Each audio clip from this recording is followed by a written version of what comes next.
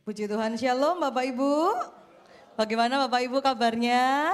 Luar biasa. Yang merasakan Tuhan begitu baik, kita boleh lambaikan tangan kita berikan tepuk tangan yang terbaik buat Tuhan Yesus.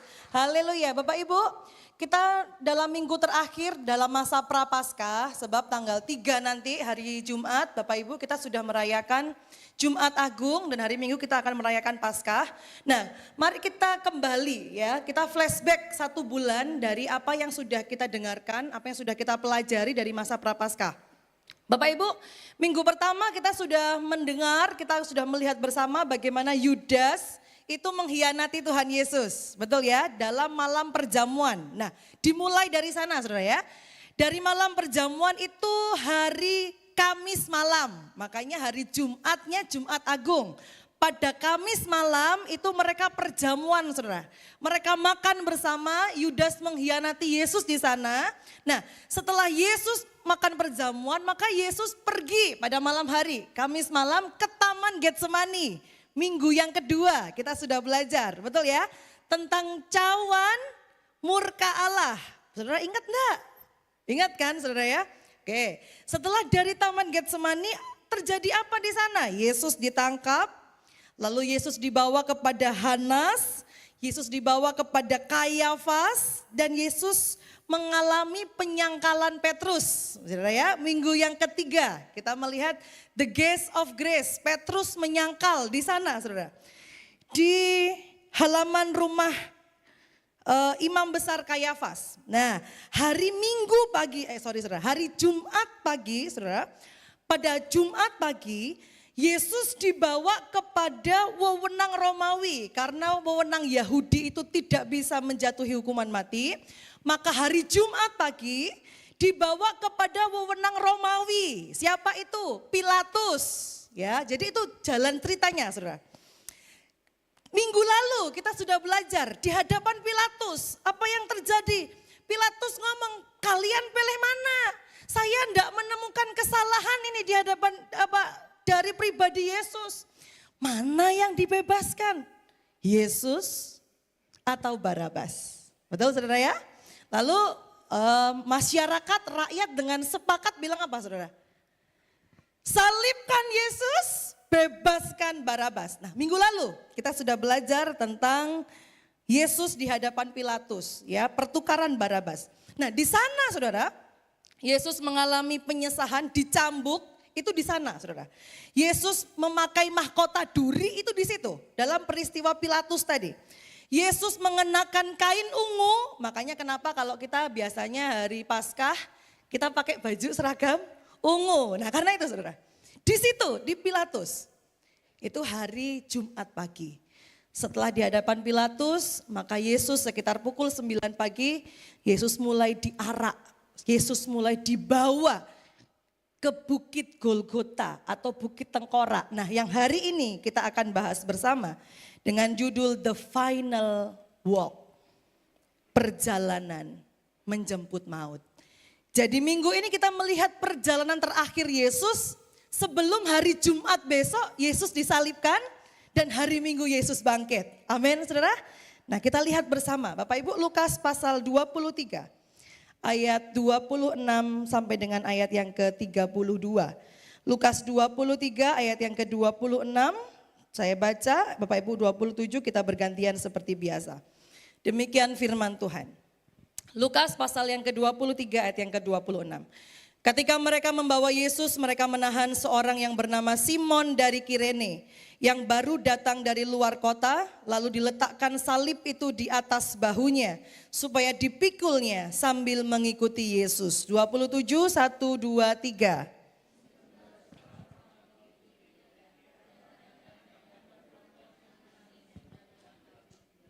Yesus berpaling kepada mereka dan berkata, "Hai putri-putri Yerusalem, janganlah kamu menangisi aku, melainkan tangisilah dirimu sendiri dan anak-anakmu." 29, 1, 2, 3.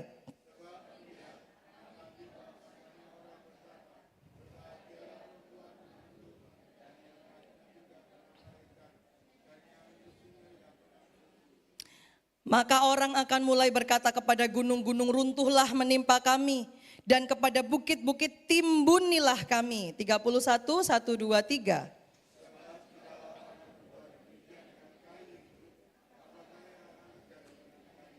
Yesus mengidentifikasi dirinya sebagai kayu hidup, kayu yang basah.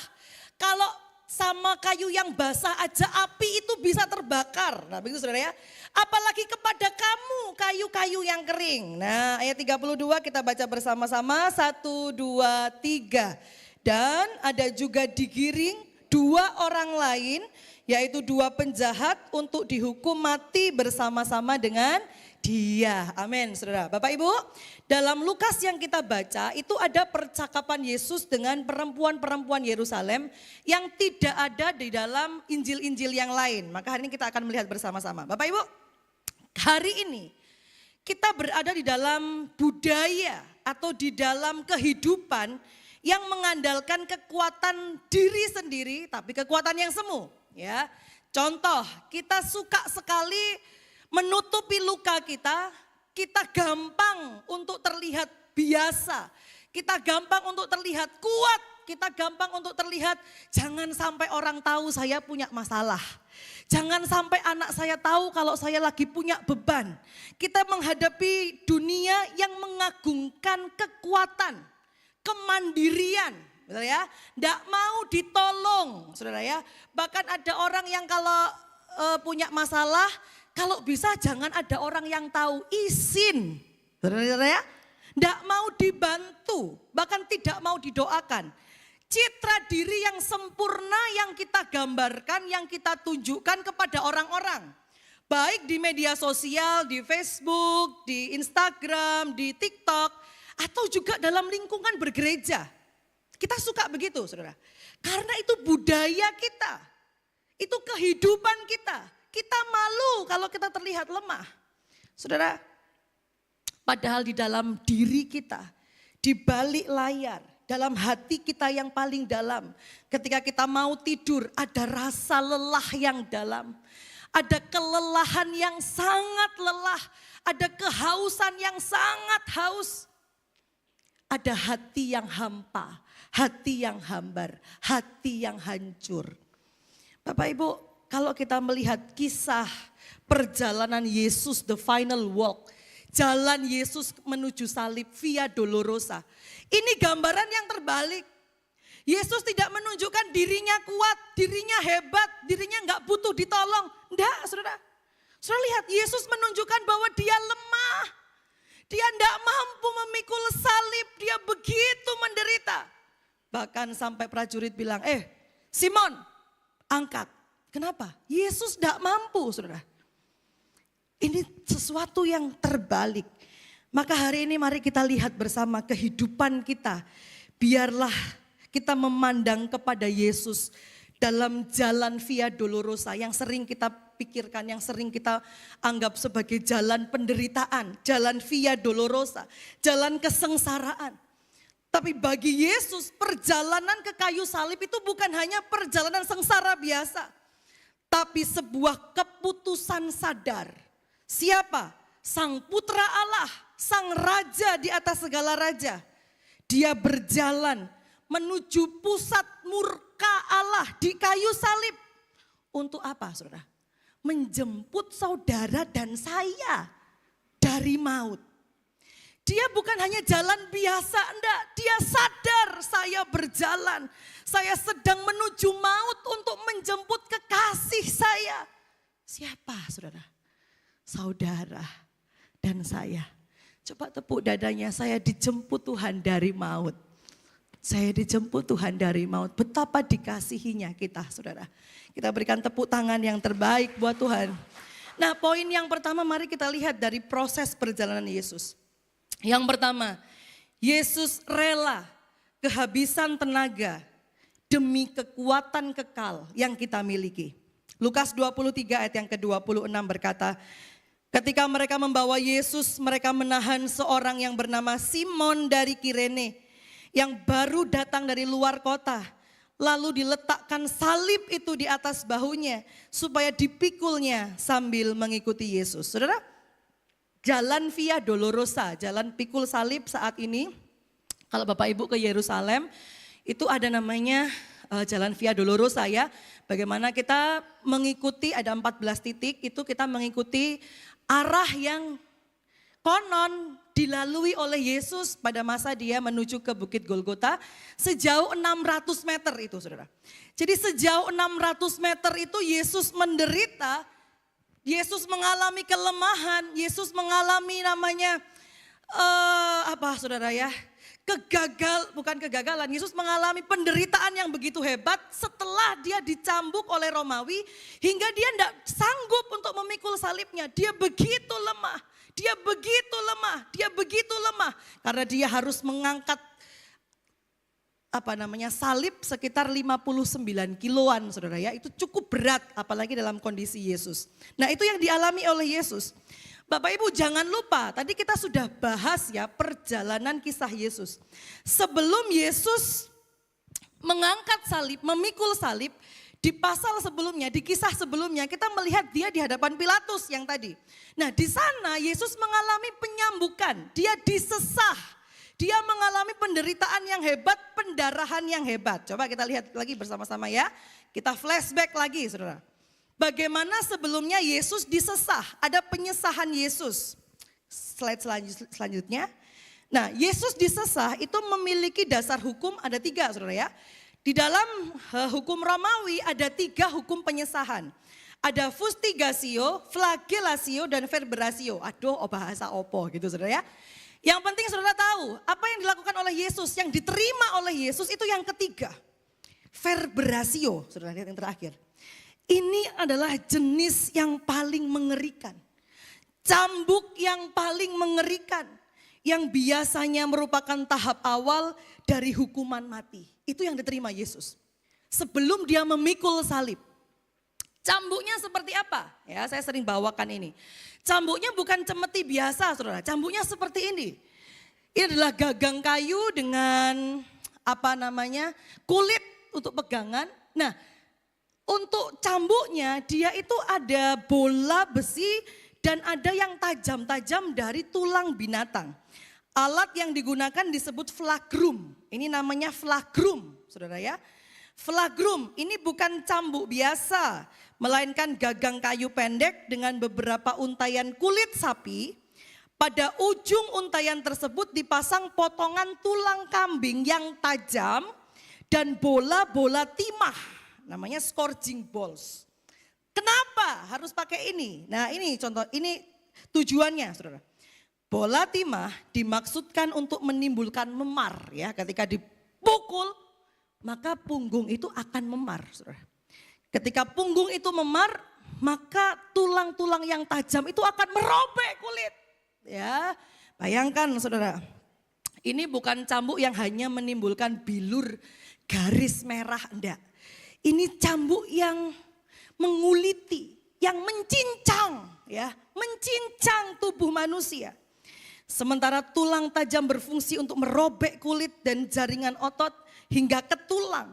Sejarah mencatat bahwa banyak tahanan meninggal bahkan sebelum sampai ke salib. Karena ini saudara, karena syok hemoragik ya dalam bahasa kedokteran, dia kehilangan darah yang hebat. Lalu bagaimana caranya? Bagaimana cara penyambukannya? Dengan menggunakan flagrum itu saudara. Maka Yesus itu harus menunduk kepada tiang yang setinggi 40 cm saudara. Seperti ini ya.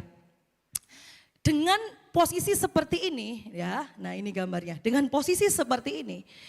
Maka punggung itu kan meregang. Ketika punggung itu meregang ketika dicambuk saudara bayangkan. Itu akan sangat mudah untuk sobek. Betul enggak saudara? Sangat mudah untuk sobek. Dan cemeti ini, apa yang namanya saudara? Flagrum ini, itu bukan flagrum yang kaku. Ini flagrum yang lentur. Jadi ketika dia dipukul, dia bisa saja mengenai sini. Dia bisa saja mengenai sini. Dia bisa saja mengenai tulang ekor, paha, kemana-mana saudara. Dan ini bukan sesah Yahudi. Sesah Yahudi itu 39 kali, 40 kurang 1 supaya tidak mati. Tapi ini sesah Romawi. Sesah Romawi itu tidak punya batas penyambukan. Saudara bayangkan. Jadi betapa hancur punggung Yesus. Betapa hancur mungkin kakinya, tulangnya, punggungnya, lehernya, saudara. Hancur. Sebelum dia memikul salib, ini yang terjadi. Pendarahan yang hebat. Lalu setelah ini apa? Enggak cukup, saudara. Makanya di pasal itu dilanjutkan.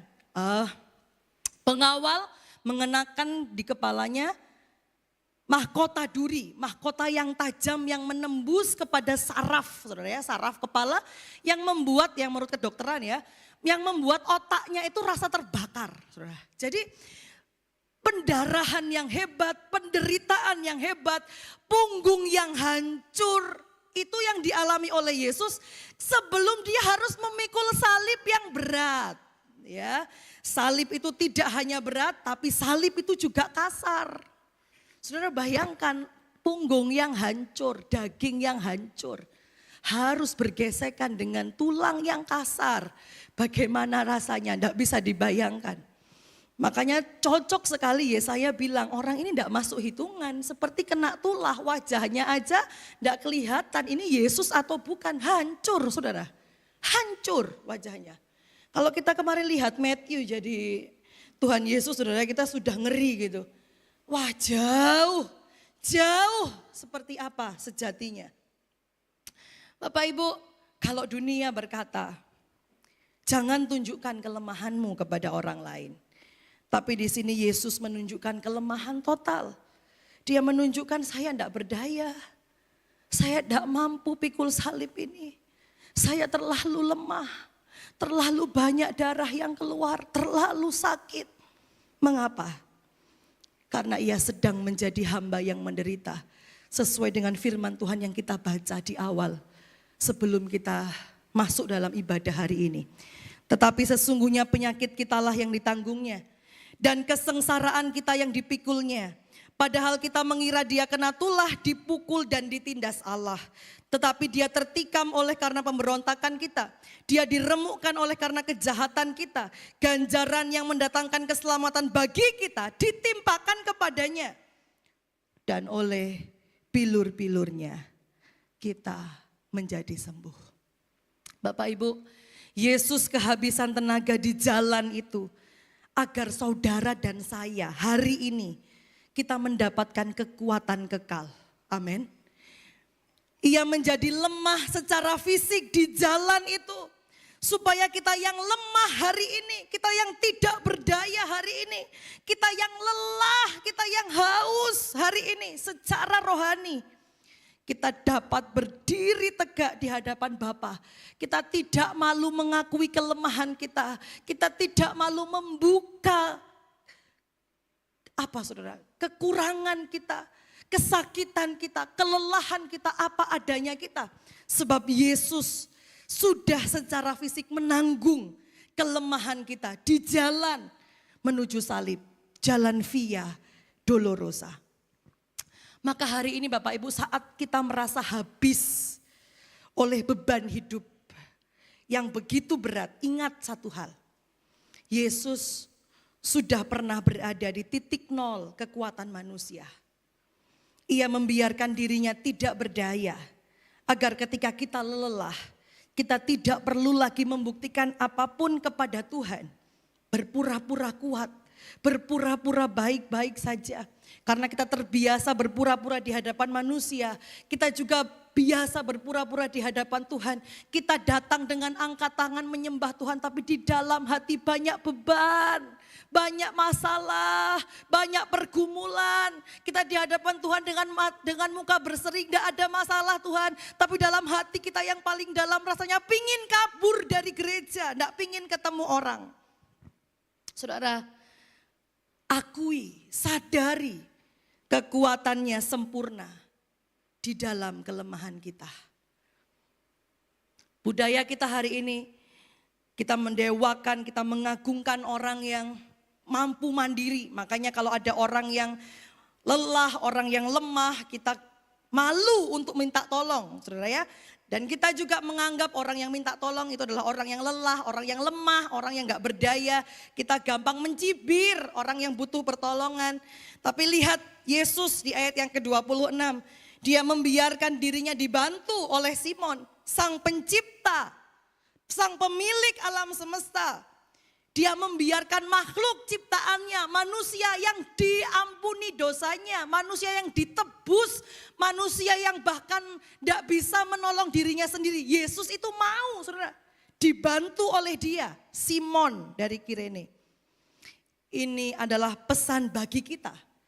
Mari kita berhenti berpura-pura kuat. Coba senggol kanan kiri, jangan pura-pura kuat. Saudara ya, jangan pura-pura kuat. Mari datang kepada Kristus. Kita juga begitu, betul enggak? Pada waktu Jumat Agung biasanya kita nonton film. Nonton film pengorbanan Yesus. Berapa di antara Bapak Ibu yang nangis? Gak usah angkat tangan ya. Kita nangis, saudara. Kita nangis lihat Yesus dicambuk. Yesus pakai mahkota duri berdarah-darah. Yesus disalib dengan film yang dramatis gitu ya. Dak, dak, dak. Saudara nangis. Coba tanya. Saudara nangisnya kenapa? Saudara kenapa nangis? Kita sering kali merasa kasihan pada Yesus. Seolah-olah dia ini adalah korban yang malang. Dosa no, Yesus no. Sama saudara seperti wanita-wanita Yerusalem. Dia bilang kasihan, dia meratapi Yesus, kasihan kepada Yesus. Kita memperlakukan salib hanya sebagai tragedi yang menyedihkan. Kita kasihan kepada Yesus padahal seharusnya yang perlu dikasihani itu adalah kita. Yesus itu mati buat kita, saudara. Jadi saudara jangan nangis melihat Yesus kasihan, sakno, stop. Saudara nangislah, kasihanlah, ratapilah dosamu yang buat Yesus seperti itu. Amin saudara. Yesus menggunakan metafor, makanya Yesus bilang apa? Kalau kayu basah aja, kayu yang hidup aja itu terbakar seperti aku. Menderita seperti aku. Apalagi kayu kering kayak kamu. Ya Yesus bilang begitu. Apalagi kayu kering yang seperti kamu. Kayu kering, kayu yang berdosa. Itu menggambarkan manusia yang berdosa. Manusia yang salah. Manusia yang penuh dengan kegagalan. Kamu akan lebih menderita. Maksudnya gampang sekali kamu untuk menderita. Aku saja yang tidak salah menderita. Nah itu saudara ya. Maksudnya Yesus. Sebab jikalau orang berbuat demikian dengan kayu hidup, apakah yang akan terjadi dengan kayu kering? Ya, kalau Yesus saja menderita, apalagi engkau, tangisilah dirimu. Yesus adalah kayu basah, pribadi yang benar dan hidup. Jika api penghakiman Allah yang kudus menimpa dia yang tidak bersalah, bayangkan apa yang seharusnya menimpa kita, si kayu yang kering, pribadi yang berdosa dan mudah terbakar. Nah Yesus bilang begitu, makanya Injil menyelamatkan kita, Injil menghibur kita, Injil menolong kita.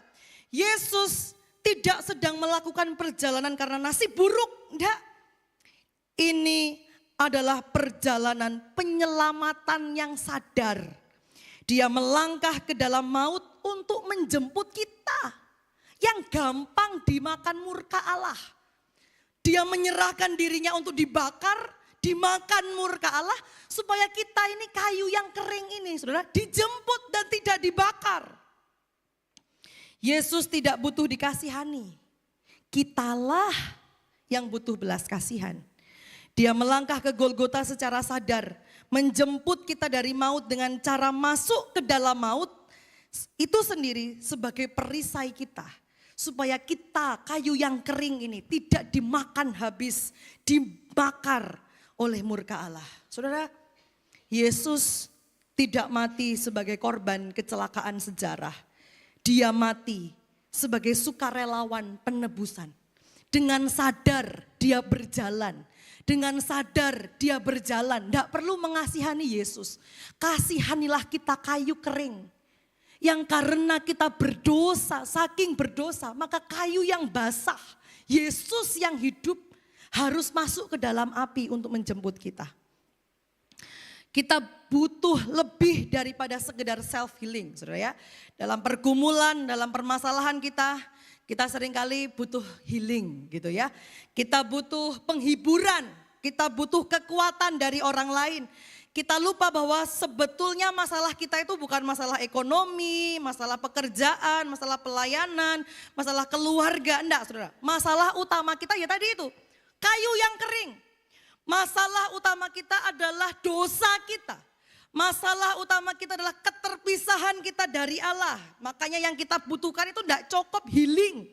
Yang kita butuhkan adalah sang pengganti yang mau mengambil posisi kita dibakar untuk menggantikan kita kayu yang kering. Nah, itu yang kita butuhkan. Kita butuhkan keselamatan yang sejati, pribadi yang memikul hukuman kita, yaitu Yesus Tuhan. Jadi hari ini kalau kita sesederhana memikirkan masalah dunia kita, lihat masalah kita yang paling dasar, yang paling besar, itu sudah digantikan oleh Yesus, saudara. Maka hari ini nanti kita lihat di poin yang ketiga, pergumulan kita itu apa artinya. Kalau hari ini sebagai orang dewasa, kita sering ya, saudara ya, cemas, bagaimana kalau tabungan saya habis, bagaimana kalau kesehatan saya menurun. Tapi Yesus memperingatkan tentang kayu yang kering, ketakutan terbesar manusia. Seharusnya bukanlah krisis ekonomi seperti yang saya katakan, melainkan terpisah dari Allah.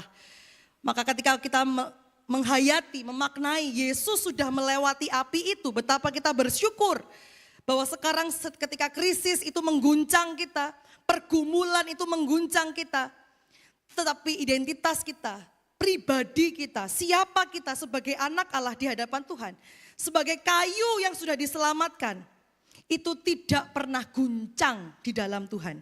Identitas kita sebagai pribadi yang sudah dijemput dari maut, itu tidak akan pernah goyah. Amin, saudara. Maka dalam segala keadaan kita bisa menghadapinya. Karena sesuatu yang besar, yang paling besar sudah diselesaikan. Amin. Berikan tepuk tangan yang terbaik buat Tuhan Yesus. Yang terakhir, saudara, yang ketiga, Simon memikul salib di belakang sang pemenang. Itulah kita. Hari ini kita mungkin menghadapi krisis. Kita menghadapi sesuatu pergumulan yang tidak enak. Makanya firman Tuhan bilang apa? Pikul salib. Artinya apa? Memikul sesuatu yang tidak enak, saudara, beban. Tapi lihat seperti Simon, dia memikul salib di belakang sang pemenang. Hari ini kita memikul pergumulan kita, bukan seorang diri. Kita sedang berjalan di belakang sang pemenang, yaitu Yesus Kristus Tuhan. Lukas 23 berkata ketika mereka membawa Yesus, mereka menahan seorang yang bernama Simon dari Kirene yang baru datang dari luar kota. Lalu diletakkan salib itu di atas bahunya supaya dipikulnya sambil mengikut Yesus. Yang ke-32, dan ada juga digiring dua orang lain yaitu dua penjahat untuk dihukum mati bersama-sama dengan dia. Saudara, siapakah Simon dari Kirene? Ya, siapakah Simon dari Kirene? Simon itu bukan sekedar orang lewat yang sial. Waduh, memang saudara, memang. Simon inilah orang yang sial. Orang yang datang dari jauh, saudara ya, dari Libya, jauh untuk berziarah. Karena itu adalah momen Paskah, hari besar umat Yahudi. Dia datang untuk berziarah. Tapi dia tiba-tiba dicegat, dia dipaksa untuk bawa salib Yesus. Ini orang yang sial, saudara, Simon. Tapi di dalam konteks teologis kita melihat kehadirannya itu bukan sekedar orang lewat yang sial. Ini adalah makna yang dalam bagaimana dia dipakai oleh Tuhan masuk ke dalam rencana Allah yang kekal. Asalnya dari Kirene. Kirene itu terletak di wilayah Libya modern, Afrika Utara. Pada masa itu terdapat komunitas Yahudi diaspora yang besar di sana. Jadi di daerah Afrika Utara itu banyak orang-orang Yahudi, saudara, di sana. Nah, kemungkinan besar Simon itu pulang ke Yahudi, ke Yerusalem untuk merayakan Paskah. Begitu ceritanya. Munculnya tokoh dari Afrika ini, munculnya Simon ini menunjukkan kepada kita bahwa jangkauan salib, penebusan itu sudah dimaksudkan Tuhan secara global. Makanya hari ini kita yang di Indonesia, jauh dari Yerusalem, kita juga menikmati salib Kristus, kemenangan Kristus karena memang sudah dimaksudkan sejak awal untuk global, saudara. Nah, hal ini menunjukkan bahwa ketika Simon datang, slide selanjutnya. Dia dipaksa ya menggunakan kata angareo. Bapak Ibu ingat enggak di dalam kitab Injil-Injil yang berkata begini, kalau ditampar pipi kirimu, berikanlah pipi kananmu. Betul ya? Kalau engkau diminta berjalan bersama dengan dia 1 mil, berjalanlah bersama dengan dia 2 mil. Nah itu sama dengan ini saudara. Jadi orang Romawi itu kan penjajah. Dia bisa memaksa siapapun orang Yahudi untuk melakukan tugas militer. Siapapun. Makanya ada kata itu, kalau engkau dipaksa berjalan 1 mil, jalan lo 2 mil. Nah ini Simon juga. Simon itu datang dari luar kota, mau berziarah, saudara, mau merayakan Paskah, ketemu orang Romawi. Sial, saudara. Dipaksa, bawa salib, dipaksa ya. Kata ini merujuk pada hak legal prajurit Romawi untuk memaksa warga sipil membantu tugas militer. Ia ditangkap dengan tiba-tiba. Ya, kata yang digunakan adalah kata epilambomenoi, pakai dari kata epilambano. Dia dipaksa dengan tiba-tiba, ditangkap dengan tiba-tiba dan tegas. Cak. Ayo, mau kemana? Pikul salib. Nah itu saudara, seperti itu gambarannya. Simon adalah gambar orang yang sial. Dia mau berziarah, tapi dia harus memikul salib yang berat.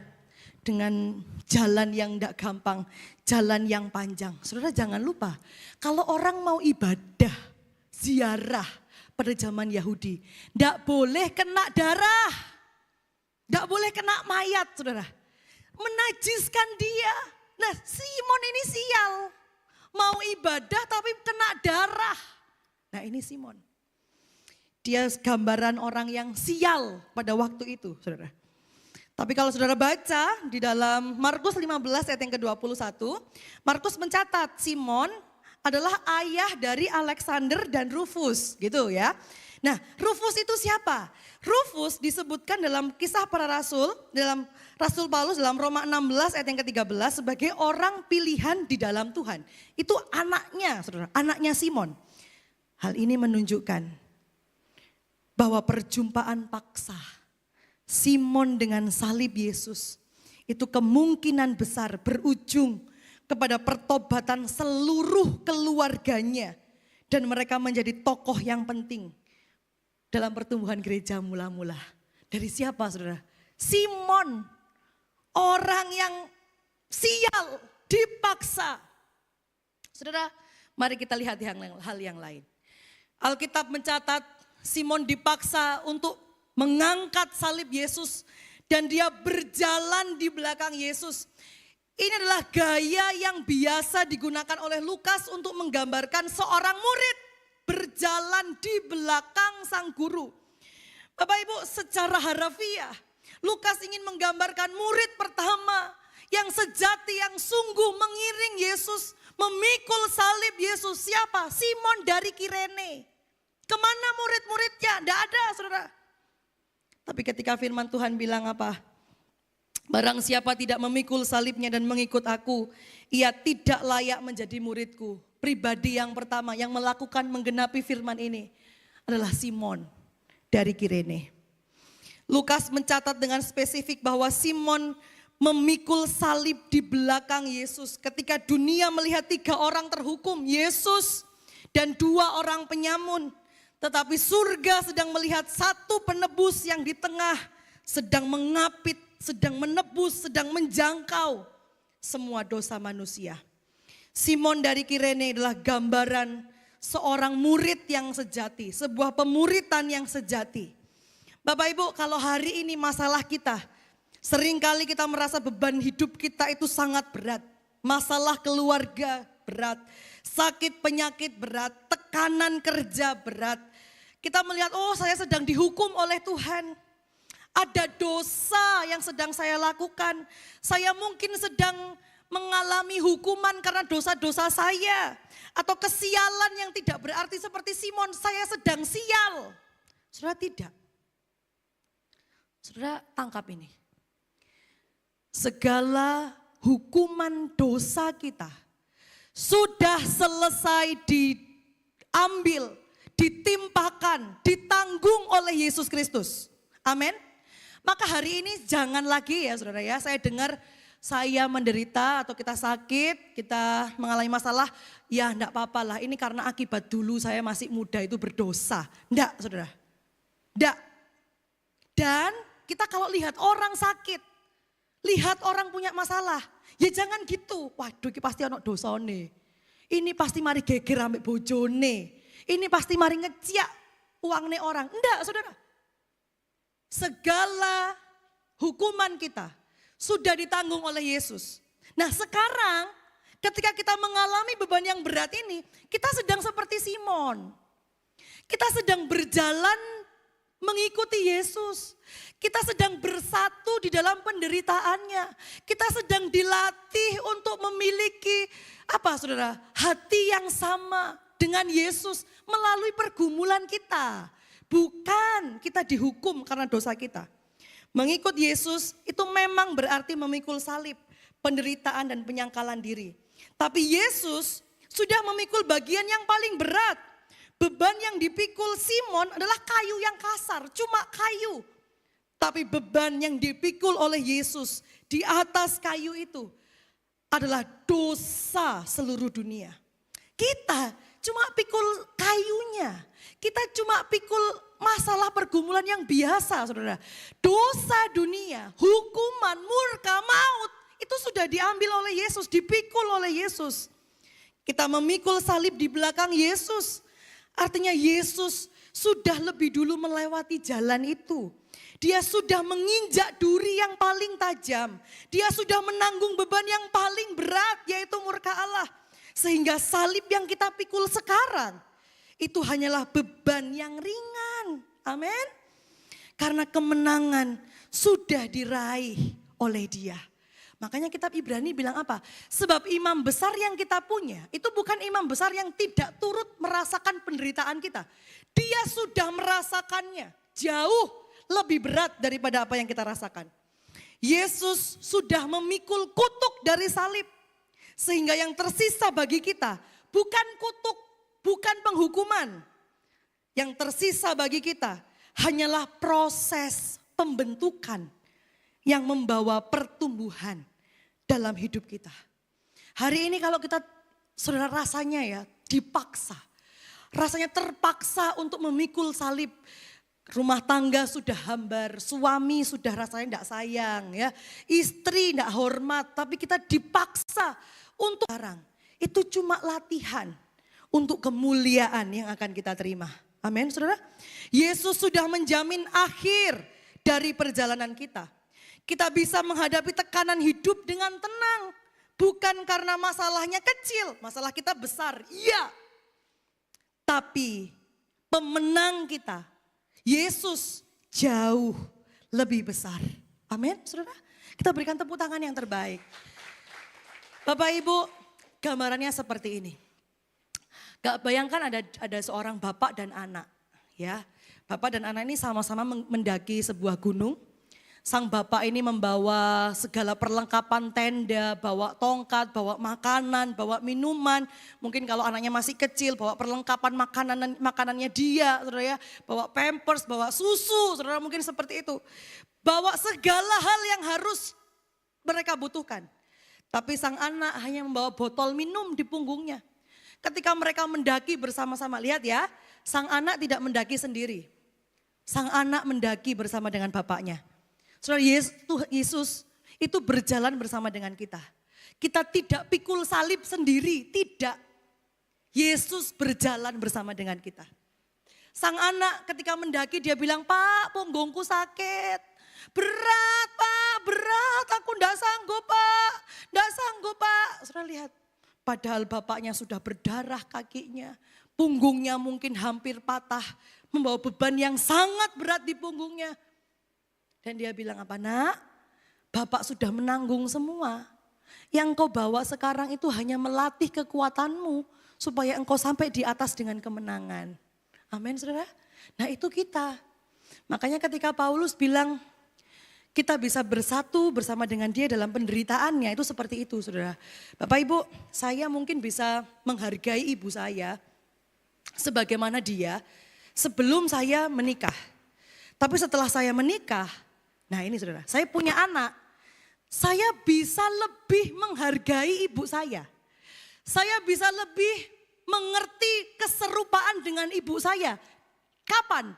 Di dalam penderitaan. Nah, ketika saya mendidik anak, ketika saya menolong anak saya yang tidak gampang, nah saya bisa memahami ibu saya. Sudah paham ya? Bagaimana dia menderita mendidik saya. Nah itu artinya bersatu dalam penderitaan. Nah kita bisa memahami Yesus, kita bisa menghargai Yesus, kita bisa memuji Yesus, bisa. Tapi ketika kita menderita, kita mencicipi sedikit dari penderitaannya, kita bisa semakin mencintai dia. Amin, saudara? Saudara bisa paham ya? Contoh, laki-laki mungkin dia akan menghargai bapaknya biasa saja. Tapi kalau sudah menikah jadi kepala rumah tangga, tahu sorone jadi kepala rumah tangga. Tahu soronya jadi pemimpin keluarga, bekerja soro. Dia lebih mencintai bapaknya. Dulu bapakku banting tulang ternyata tidak gampang. Dalam penderitaan. Bersatu dalam penderitaan. Hari ini salib kita bukan dimaksudkan untuk menghancurkan kita, untuk menghukum kita. Saudara ingat ya? Ayo bapak-bapak juga ibu-ibu yang masuk dalam tim besuk. Mari kita jaga perkataan kita. Jangan sampai nanti kalau kita lagi besuk orang sakit, terus salah ngomong saudara ya. Ayo Pak, ono dosa, jangan-jangan. Bukan saudara ya. Bukan saudara ya, salah saudara ya. Mari hari ini kita istirahat di tengah jalan. Dalam perjalanan kita yang tidak gampang. Kita mungkin berjalan seperti Simon. Dia mengangkat salib yang berat. Tapi hari ini kita berjalan, orang tidak lihat kita pikul salib yang besar. Tapi mungkin kita seperti Bapak ini, kita memikul ransel yang berat dalam tas kita. Ada beban yang berat yang hari ini kita lalui saudara. Mungkin di dalam ransel itu yang kita tanggung setiap hari, ada batu keuangan, ada cicilan rumah, cicilan sekolah, saudara, cicilan kebutuhan yang belum lunas, biaya pendidikan anak yang meroket, ketakutan akan PHK di tengah ekonomi yang tidak stabil. Mungkin kita sedang menggendong, kita sedang menanggung batu perbandingan, membandingkan diri. Oh kalau seumuranku temanku itu sudah punya cucu, aku anakku aja belum nikah. Sudah lihat ya, kita mulai membandingkan diri, tertekan. Kita seperti memikul salib yang berat di pundak kita. Batu kegagalan, kalau kita melihat masa lalu, kalau dulu saya tidak begini, pasti tidak begitu. Kita menyesal atas keputusan masa lalu yang tidak bisa diubah. Ini yang kita gendong saudara, setiap hari. Setiap hari. Kita semua sedang melakukan perjalanan yang lelah. Kita merasa jika kita berhenti sejenak kita akan hancur. Kita terus berjalan dengan beban di pundak kita. Namun di Via Dolorosa, Yesus menunjukkan, Yesus menampakkan. Kita melihat seseorang yang benar-benar hancur. Agar hari ini kita tidak perlu hancur selama-lamanya. Waktu kita terbatas Bapak Ibu. Kalau kita pikul salib, ya waktu itulah yang kita pikul. Maka hari ini coba tepuk dadanya bilang sabar saudara ya. Sabar, selama itu saja kita pikul salib kita. Selama itu saja mungkin kita malu keluarga kita gagal. Selama itu saja kita harus bertahan dalam rumah tangga yang tidak gampang. Selama itu saja kita harus berjuang menghidupi keluarga kita. Selama itu saja kita harus berjuang dengan penyakit kita. Selama itu saja saudara, bukan kekal. Yang jauh lebih lama, yang jauh lebih berat itu sudah diselesaikan. Maka hari ini sabar. Jangan ambil jalan pintas. Jangan cari enak. Kalau Tuhan sudah kasih kita salib yang harus kita pikul. Jangan cari jalan pintas saudara ya. Ya apa caranya salib ini tidak saya pikul. Jangan. Menyelesaikan masalah dengan instan. Jangan saudara ya. Setia pikul salib. Setia mengikut Yesus. Setia andalkan Tuhan. Karena itu yang membentuk kita. Amin. Jangan gampang menyerah. Pengen melepaskan salib itu. Jangan. Karena kita berjalan tidak seorang diri. Kita berjalan dengan Dia yang sudah menang. Amin. Bagi kita yang merasa lelah memikul salib, beban kehidupan kita sendiri. Mari kita lihat perjalanan Yesus dalam Via Dolorosa.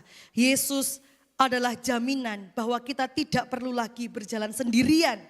Yesus melangkah menuju kematian supaya maut tidak lagi menjadi kuasa, memiliki kuasa atas hidup kita. Dia kehabisan nafas di Golgota supaya kita hari ini bisa menghirup nafas kehidupan yang kekal. Bapak Ibu, hari ini bagaimana respon kita? Yang pertama, mari kita berhenti berusaha sendiri. Hari ini Bapak Ibu, nanti besok Jumat, besok Minggu, jangan kita hanya tersentuh, nangis oleh film atau cerita penderitaannya saja.